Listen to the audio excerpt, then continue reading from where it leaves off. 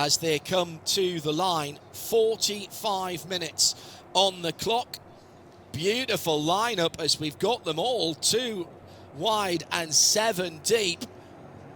Waiting for the green flag. Noeke puts the foot down, and the beautiful sound of 14 V8s crack the morning stillness at VIR down to the first corner, and the poleman gets the first job done by getting clear air between himself and the black and white number 22 of Devin Anderson for Tech Sport, whose teammate Alfonso Diaz comes through in 3rd position ahead of Alex Buescher in 4th, and Alex actually shuffled back just a little bit in the olive green and orange car. Also coming up through the field, the green and red machine. It's Tate Pritt for Tom Tate, for Competition Motors in the number 8 car. The silver number 48 is Zachary Lee as they start to climb this considerable gradient up towards turn 10. What's called South Bend is where they go over the top of the brow, but for the moment feeding their way through the snake, all in line astern. A little bit of dust thrown up by Alex Buescher of Spark Performance, but a clean start so far, and Robert Noeke, Arjuna, doing exactly what the doctor ordered at the front of the field. Didn't have to defend into the first corner and is already building a little bit of a gap. And the only blimp for Alex Buescher came last time at Road America, as you see a bit of debris on the track from, I'm guessing, a bit of argy-bargy potentially running up through the S entry into the S's. That's a precarious place for any debris to be, because, John, these cars are flat to the floor. These drivers are committed and they scrub the speed climbing up the hill. You see a bit of the brake lights there. I wonder if the drivers have been told and warned about getting offline and being safe. That was a bit unsteady for one of the cars as it went to the wrong side of the racing track. Full course yellow has come out for that debris on the climbing S's as he comes down the hill now. Yeah, he's right on the back, the red, white and blue car with the NV Autosport number 10 car in front of him. We go back to green.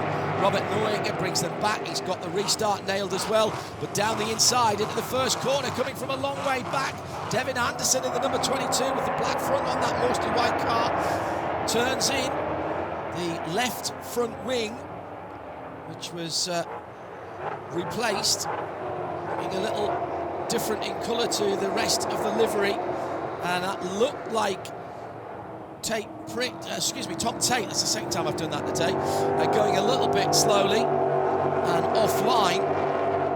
No problems for Alfonso Diaz, who is chasing the Dark Horse Legends leader. So 2 Dark Horse cars, first and second, then the battle for the lead and the championship, really, in the Legends in 3rd and 4th position, Arjuna. And when coming back to that Legends Championship fight, the blip for Alex Buescher saw Alfonso Diaz grab his first victory of the season last time at Road America. But, John, it came after issues in that first race, and I had the chance to catch up with Alfonso yesterday as we see the 8 finds himself in a bit of struggle. I think he was pulling off. I think he's pulled off onto that Patriot circuit just before turn 7, or maybe just before turn 9. There's a cut-off there. Where will Noeke go? Right in the middle of the final corner, the right-hander.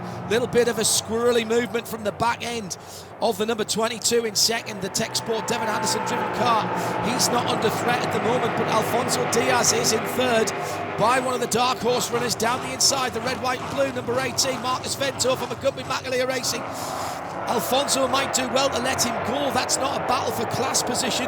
Meanwhile, side by side, Colin Harrison and Alex Buescher. That's another inter-class battle, should I say. And it looks like Colin's running on that oil dry. Buescher goes through and takes an overall position. That puts him on the back of Zach Lee and staring at second place points in the Legends. An important early overtake on the restart there for our Legends, Dark Horse Legends Championship leader in the olive grey, number 33, Alex Buescher. Especially if there is a time penalty, John, that's looming over that car probably going to review the footage after the race will race control to see if that pass was under yellow. And so I don't know if Alex has been told about it. In my mind, you might not want to tell him, as very out of sorts for Zachary Lee, and presents the opportunity to go the long way around for Buescher to where the oak tree used to be. They'll have to tuck back into line and get onto the power and watch in the rearview mirror as Harrison once again starts to put the pressure on. And they have got a few lucky people getting drives on the Patrick circuit in the moment as the lead changes, and the grip from his Michelin tyres being used perfectly well by Alex Buescher. So that answers the question, Arjuna, about whether he would sit in the wheel jacks of Alfonso Diaz, and he did it at the same spot. That we're going to have to rename Buescher Bend if he keeps pulling those passes off. Maybe there's also something in the driving style that Diaz has got to try and work on and improve as he sends it up the inside and makes a bit of contact with Buescher. And Buescher swings back, and the secondary contract as well. Now that was coming in to the left hook, and it was a bit of a swing from Diaz. The question is, was he far enough down the inside whereby race control will think that Buescher, who remember is already having under consideration from race control for a pass under yellow. Diaz coming from a long way back, gets up to the door, does he, by the apex? Did Alex leave enough room and then cut back? And he's pulled off, Buescher has pulled off the track. He knows he's not going any further. Yeah, it's a drive through. Now, that is going to cost Alfonso Diaz the lead. And with only 6.5 minutes to go, how much further back up the field can he get? Pulls to the right-hand side with 5 minutes to go. Make sure he's at the pit lane speed limit now, which he does. This is going to feel like an eternity. Through goes Zachary Lee to take the Dark Horse Legends lead in the Silver Bullet. Here comes Paolo Salvatore, and he goes through, waiting for him to come through in the Torre Racing car. He's not come through yet. There he goes. Well, that was Doug Peterson. So Diaz has come out in second. He has come out in second in the Dark Horse Legends, but the gap back to the leader is going to be substantial. And is there enough time? We're talking 2 laps, really. And unless some issue befalls Zachary Lee, I don't think Alfonso Diaz is going to make up any further places in his class. Could almost kick the clutch out now and roll it to the line, slightly downhill on the flasher, and it's another win for Robert Neuecker.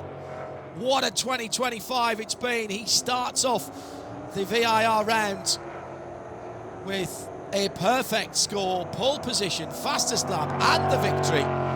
In second, Devin Anderson. Third will be Marcus Vento, and they'll take the podium overall in the Dark Horse. And Zachary Lee moves to second place in the Dark Horse Legends with a win here in the mighty 48.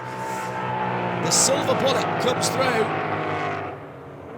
Second in that category will be Alfonso Diaz. So they'll both close on Alex Buescher, who will not finish this race after contact with Alfonso when they were battling for the lead. To win. We go green. The revs on the V8s rise. The 45-minute starts as they cross the line.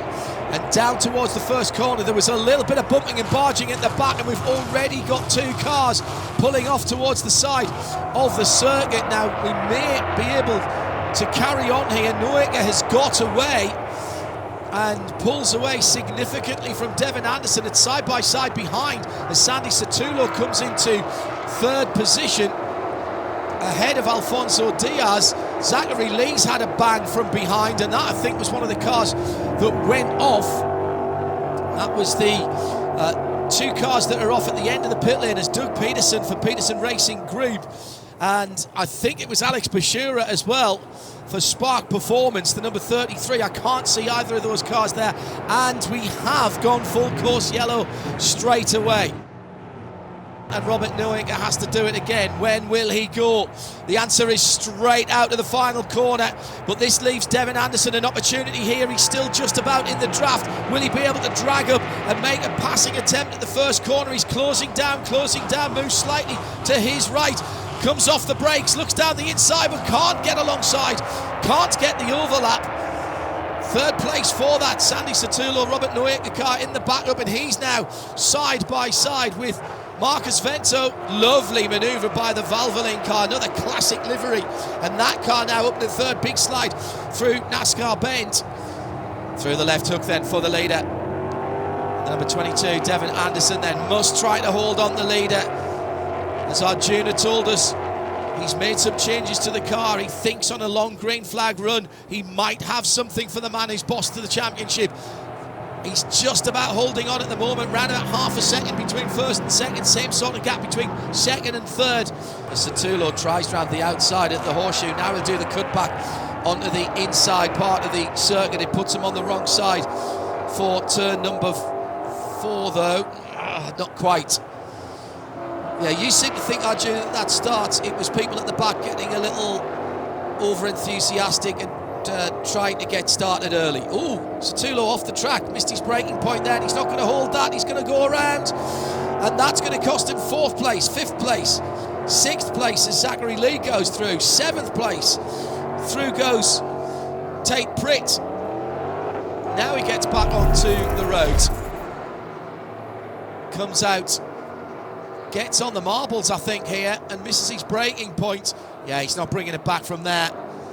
And he's dropped back to 7th position. Now, Devin Anderson from 2nd place is in the support pit, or in the southern pit, on driver's left at the back straight at the front of the field. Another good restart, but it's a pretty decent start as well, and the audacity of Marcus Vento, who's flashing his headlights and the runaway championship leader as they come down to the first corner. Robert Nowinger racing ahead of the Valvoline car down into the first corner. The leader goes a tad wide. Can Vento push back onto the inside? Colin Harrison in 3rd position in the orange and dark green car. Zachary Lee coming through the field as well. He's under pressure from Sandy Satulo. But these 3 are up there. Is there an opportunity now? Could this be a twist in the tail at the second race of this weekend? Nowinger then. Well, he knows he's got a battle on his hands here, Arjuna. Just look at the body language of both of those leading cars. Beautiful flat slide going up the hill from Nowinger. The Valvoline car is going off. I was just about to say it's matching him, but trying to match the man at the front of the field is no easy task. That mid-corner speed that we've been talking about is immense from Nowinger. And Marcus Vento has lost 2nd, he's lost 3rd as well. This one and one more behind. Here comes Satulo. Satulo trying to salvage something. Almost gets the nose of his car taken off by Colin Harrison into that first corner. I think what we've just seen there on that restart is almost the season in... Oh, Zachary Lee's had damage. That's side-to-side contact at turn 1. There's another car involved, and it is, I'm afraid to say, Tate Pritt. And that is going to be a yellow flag. We're going to finish under yellow because that car will not move. Left front damage. And Zachary Lee then losing positions in that all-important Dark Horse Legends. He got absolutely nailed in the door. Robert Nowinger continues his remarkable run of victories in 2025 and wins race 2 at VIR. He's got 4 more races in the season. Can he be invincible in 2025?